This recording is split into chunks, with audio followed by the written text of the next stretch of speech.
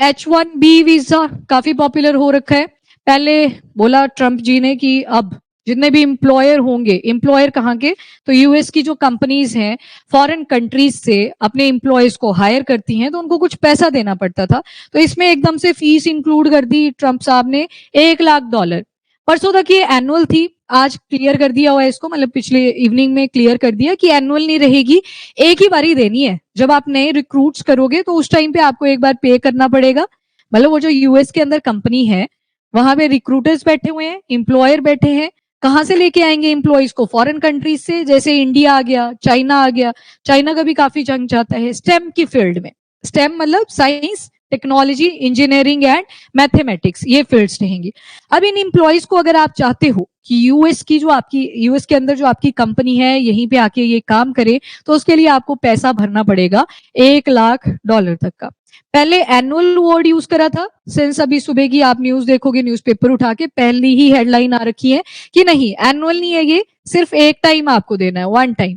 और रिन्यूअल के टाइम पे नहीं देना पड़ेगा, क्योंकि ये जो आपका H1B वीजा होता है ये 3 साल के लिए पहले रहेगा, फिर उसके बाद इसकी एक्सटेंशन फर्दर 3 साल के लिए होती है।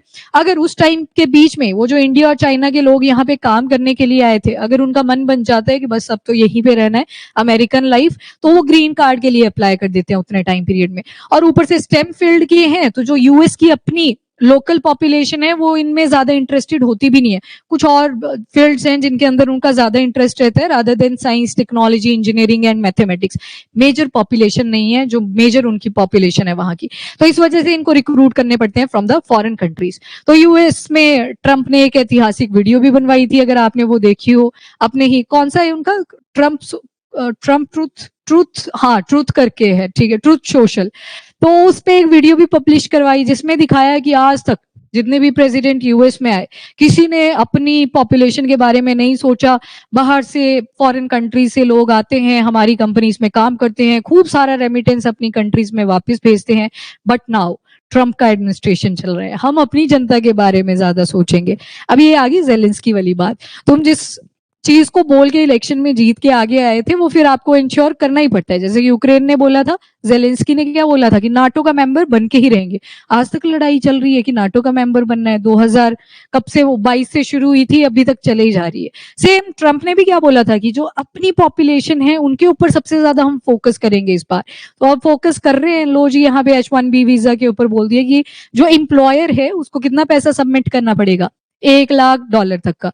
एम्प्लॉयर ने करना है ये, जो दूसरी कंट्री से अपने लिए एम्प्लॉइज लेके आएगा। रिन्यूअल के टाइम पे दोबारा से फीस एप्लीकेबल नहीं है, मतलब जो तो आगे है वहां पे H1B वीजा के ऊपर लोग, उनके लिए दोबारा से पैसा नहीं भरना पड़ेगा। यहां तक की स्टोरी क्लियर। ये तो हमने देखा कि न्यूज में क्यों था। इंडिया एंड चाइना से आपने देखा होगा स्टेम फील्ड, इंडिया के अंदर ज्यादा इज्जत है नहीं, साइंटिस्ट की कितनी गरी इज्जत है आपने देखा होगा अपने आसपास। तो वो फॉरेन कंट्रीज चले जाते हैं बिकॉज ऑफ गुड पैकेजेस, और जो लेबोरेटरी की कंडीशंस होती हैं ज्यादा अवेलेबल होती हैं इस वजह से।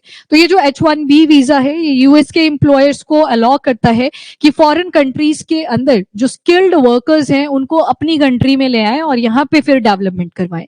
सुनी होगी आपने एक टर्म, ब्रेन ड्रेन, सुना है किसी ने? हाँ, तो ब्रेन ड्रेन का यही तो मतलब है कि हमारी अपनी कंट्री के अंदर बच्चों का बहुत ज्यादा कीन इंटरेस्ट होता है साइंस, टेक्नोलॉजी, इंजीनियरिंग के अंदर, पर बाद में क्या होता है, कुछ भी नहीं मिलता तो फॉरेन कंट्रीज की तरफ देखा जाता है। तो ब्रेन ड्रेन हो रहा है वो इनडायरेक्टली, यहाँ से जो पॉपुलेशन है यूएस चली जाती है, उनकी डेवलपमेंट हो रही है। फिर बाद में जाके लगते हैं बोलने की आज 1 लेक्चर ले लो, 2 लेक्चर, 1 लेक्चर 2 लेक्चर से साइंस में कोई डेवलपमेंट नहीं कर पाता।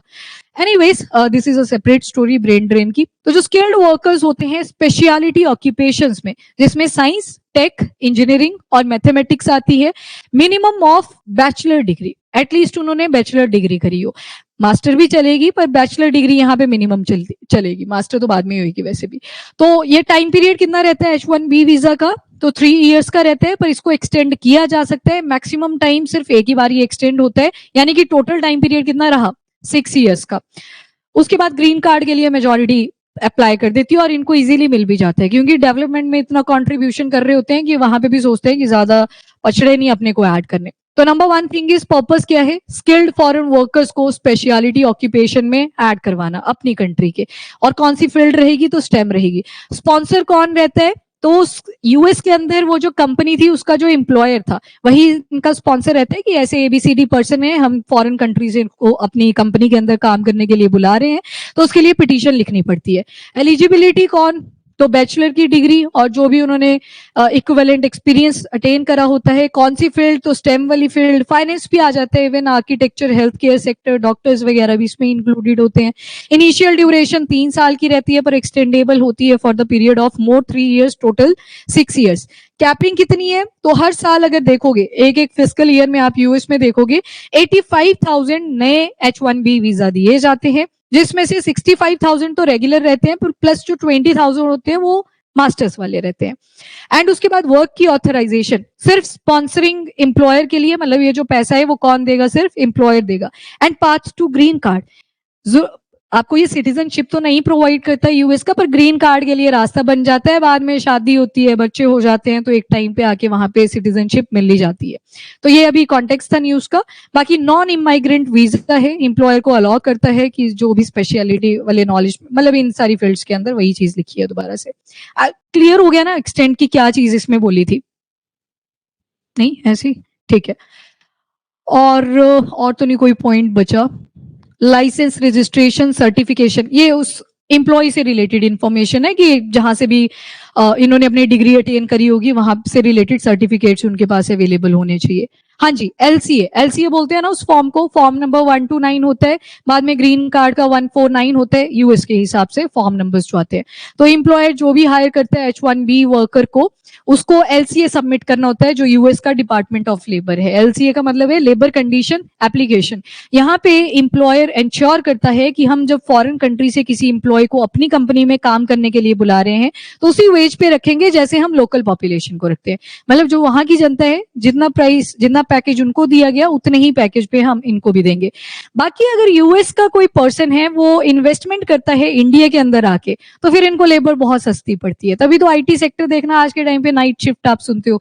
नाइट शिफ्ट क्यों है? क्योंकि उनकी तरफ तो सुबह है ना, उस टाइम पे इनको चीप लेबर यहाँ पे मिल जाएगी। एक्स्ट्रा अलाउंसेस दे दिए जाते हैं कि आपने नाइट शिफ्ट करी तो ये रहे एक्स्ट्रा पैसे आपके लिए उसके रिलेटेड।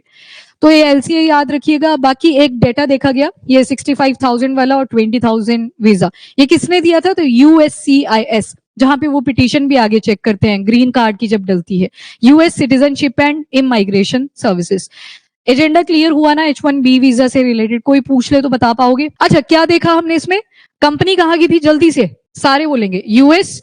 एम्प्लॉयर भी कहाँ का था? यूएस।